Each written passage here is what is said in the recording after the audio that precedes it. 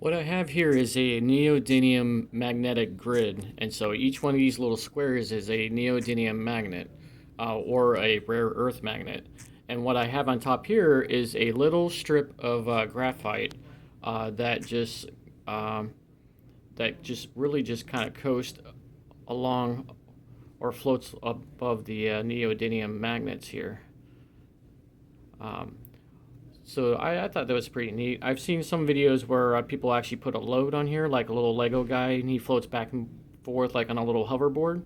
I've also seen a video that I want to try next is to shine a laser onto the graphite that is on the that is stationary above the neodymium magnet grid, and then see if that laser actually moves the thin strip of graphite over the magnet. So that's my next project. Is that I just got to find a laser pointer. I've been having the unfortunate luck of trying to find a laser pointer recently, but to shine a laser light on a strip of graphite on top of a magnetic grid and see if that actually propels or moves the graphite using laser light.